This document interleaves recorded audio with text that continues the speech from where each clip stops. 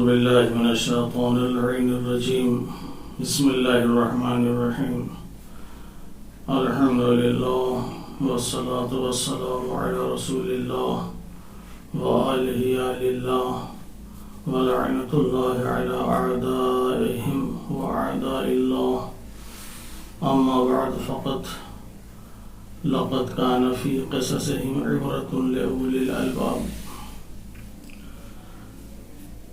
حضرت آدم علیہ السلام اور ابلیس کی داستان مستقل آپ حضرات کے سامنے بیان کر رہے ہیں. یہ داستان ایسی ہے کہ جس سے انسان اگر درس لے اور سبق لے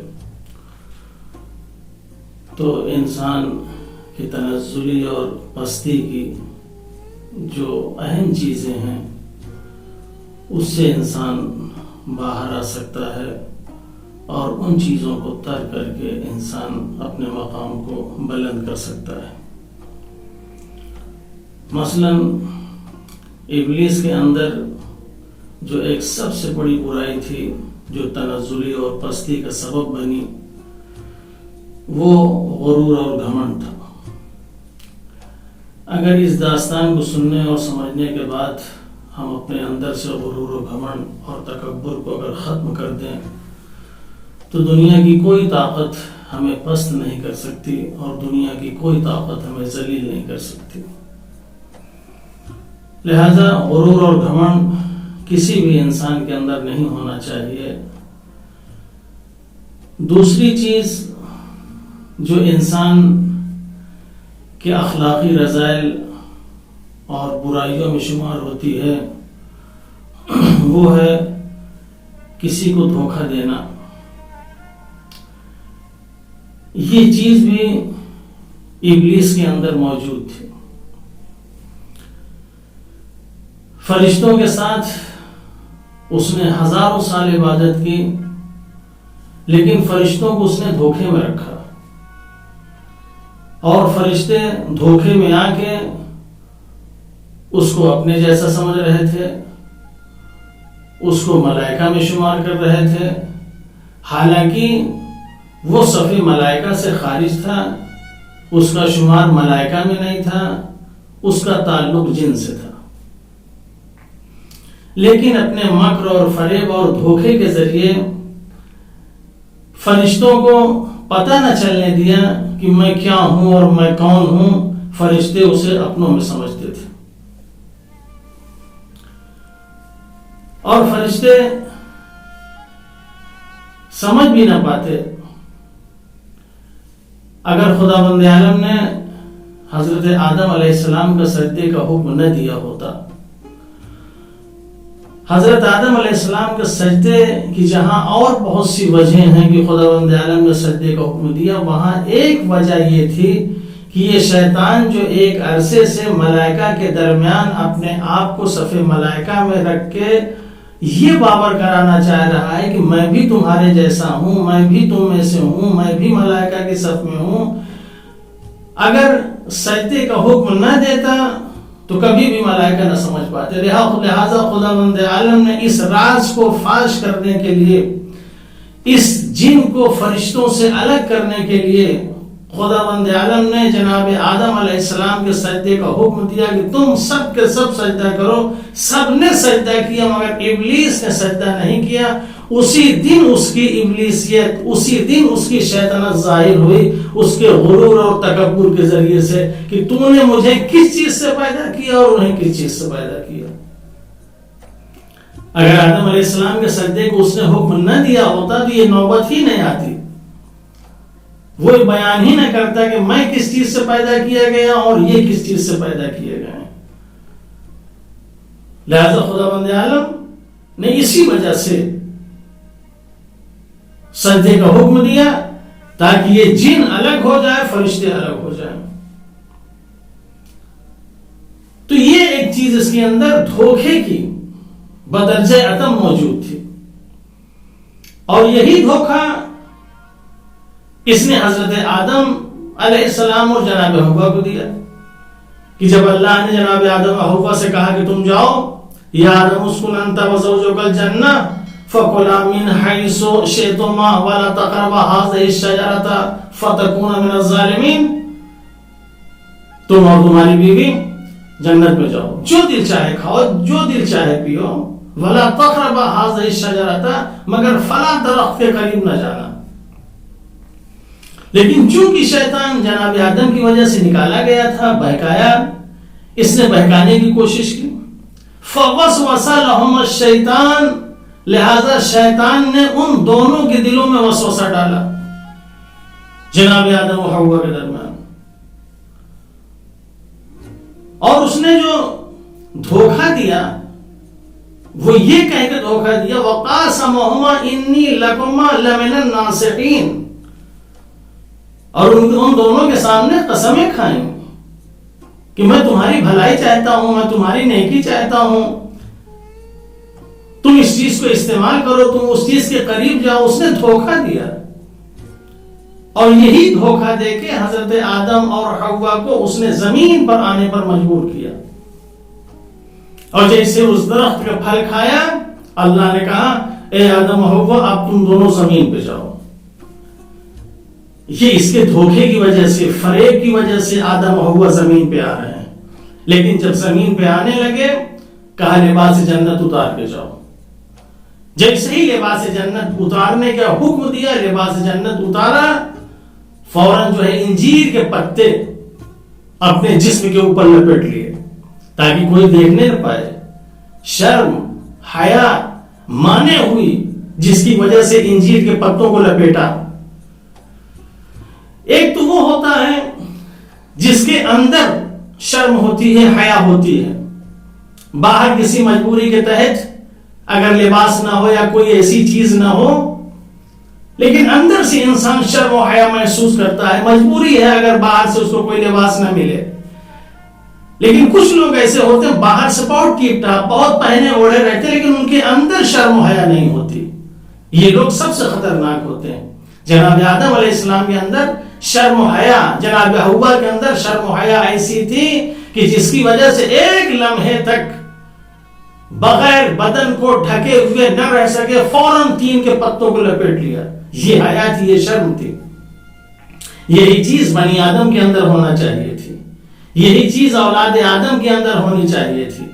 ظاہر بھی ان کے اندر، ظاہر میں بھی حیا ہونی چاہیے تھی، باطن میں بھی ان کے اندر حیا ہونی چاہیے تھی۔ لیکن آج اگر ہم دیکھیں تو ہمارے یہاں حیا نہیں ہے، ہمارے یہاں شرم نہیں ہے۔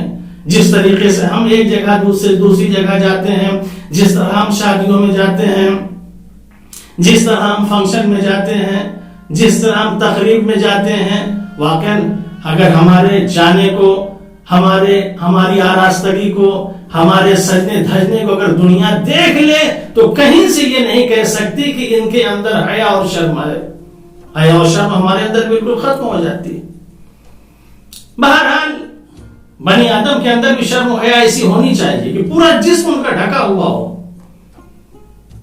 جو جگہیں ایسی ہیں کہ جن کی وجہ سے ان کی ذات پر حرف آتا ہو، عورتوں کو چاہیے کہ بالکل اپنے آپ کو ڈھکے رکھیں۔ جب دنیا میں آئے حضرت آدم علیہ السلام کو ایک پہاڑی پہ اتارا، جناب حوا کو دوسری پہاڑی پہ اتارا، اور ایک دوسرے کے درمیان اب یہ پریشان ہے، فراق آدم و حوا، جدائی، ایک دوسرے سے دونوں کو جدا کر دیا۔ یہ اسی وَلَا تَقْرَبَا هَٰذِهِ الشَّجَرَةَ جو اللہ نے کہا تھا، اس درخت کا پھل کھا لینے سے اس کی یہ تھوڑی بہت سزا دی جا رہی ہے۔ ایک ان کے درمیان جدائی پیدا کر دی، آدم کو الگ، حوا کو الگ، اور ایک دوسرے سے جدا رہے۔ لیکن روایت بتاتی ہے، تاریخ بتاتی ہے، آپس میں ایک دوسرے کے درمیان اتنی محبت تھی، اتنا پیار تھا کہ دونوں ایک دوسرے کے لیے رو رہے تھے، گڑ گڑا رہے تھے، دعا کر رہے تھے، استغفار کر رہے تھے، پروردگارہ میری توبہ کو قبول کر لے، میرے استغفار کو قبول کر لے، جتنی جلدی ہو سکے ہم دونوں کو ملا دے۔ یہ میاں بیوی کے اندر طلب، یہ بے چینی، یہ اضطراب، یہ فراق تھا جناب حوا اور آدم کے درمیان۔ آج ہمارے درمیان میں بھی، زن و شوہر کے درمیان، مرد عورت کے درمیان یہ طرف، یہ محبت، یہ پیار اگر ہے تو کیا کہنا الحمدللہ، ہم بنی آدم ہونے کا حق ادا کریں گے. لیکن اگر یہ چیزیں ہمارے اندر نہیں ہیں، وہ پیار اور محبت ایک دوسرے کی طرف، ایک دوسرے کے سے محبت، اگر وہ چیزیں نہیں ہیں تو واقعاً ہم بنی آدم ہیں کہ نہیں، سوچنا چاہیے، فکر کرنا چاہیے. ایک دوسرے کے لیے تڑپ رہے ہیں، ایک دوسرے کے لیے بے چین ہیں. یہاں تک کہ ایک وقت ایسا آیا کہ جناب حوا سے رہا نہ گیا اور جناب حوا نے اپنے سر کے بالوں کو بکھیر دیا، اور جیسے سر کے بالوں کو بکھیرا ایک ہوا چلی. چونکہ جناب حوا جنت سے آئی تھی، ان کے بالوں میں جنت کی خوشبو بسی ہوئی تھی. جیسے ہی انہوں نے اپنے بالوں کو کھولا، ہوا چلی، ہوا نے اپنے دوش پہ اس خوشبو کو سوار کیا، اور جس طرف کی ہوا تھی اس طرف یہ خوشبو اس نے پھیلا دی. جتنے پھول تھے جن کے اندر صلاحیت تھی، جن کے اندر ایسا ظرف تھا، ان تمام پھولوں نے اس خوشبو کو اپنے اندر جذب کیا. جس پھول کے اندر جتنی صلاحیت تھی. اور تاریخ بتاتی ہے کہ اس وقت جو ہوا چلی تھی وہ ہوا ایشیا کی طرف تھی. لہذا آج اس طرف کے پھول جتنے دیکھیں، گلاب ہو، بیلا ہو، چمیلی ہو، اس میں کتنی خوشبو موجود ہے، کتنی خوشبویں پائی جاتی ہیں. لیکن یہیں آپ یورپ میں چلے جائیں، ایک سے ایک پھول آپ کو ملیں گے مگر کسی میں خوشبو نہیں پائیں گے. یہ خوشبو کہاں سے آئی؟ یہ خوشبو جنت کی خوشبو ہے. یہ خوشبو جناب حوا کے بالوں کے ذریعے سے منتقل ہوئی، جو پوری دنیا میں پھیلی. اور آج ہر پھول کے اندر وہ خوشبو موجود ہے. پھولوں کے اندر یہ صلاحیت تھی، پھولوں کے اندر اتنی استعداد تھی کہ انہوں نے جذب کر لیا. جس طریقے سے ان پھولوں نے خوشبو کو جذب کر لیا اور آج تک وہ مہک رہے ہیں، اسی طریقے سے ہمیں کردار آدم کو اپنے اندر جذب کرنا چاہیے، کردار حوا کو اپنے اندر جذب کرنا چاہیے. اور کردار آدم و حوا کو جذب کر کے جس طریقے سے پھول آج تک مہک رہے ہیں، اسی طریقے سے ہم بھی اس دنیا میں ایک انسان کی طرح مہکتے رہیں، ایک انسان کی طرح چمکتے رہیں، ایک انسان کی طرح اس دنیا میں نام پیدا کریں کہ واقعا کوئی انسان ہے جو اس دنیا میں آنے کے بعد اپنے کردار اور اخلاق کو پوری دنیا میں بکھیر رہا ہے. اس لیے کہ آدم یہ انسان معمولی انسان نہیں، یہ خلیفۃ اللہ ہے، یہ مظہر الہی ہے. اس کے اندر ہر وہ صفت ہونی چاہیے جو صفت اللہ کی ہے. اگر وہ رحیم ہے تو ہمارے اندر بھی رحم ہونا چاہیے، وہ کریم ہے تو ہمارے اندر بھی کرم ہونا چاہیے، وہ اگر غفور ہے تو ہمارے اندر بھی بخشنے کی صلاحیت ہونی چاہیے. وہ ساری چیزیں ہمارے اندر ہونی چاہیے. یہ استعداد کے اوپر ہے، یہ ظرف کے اوپر ہے.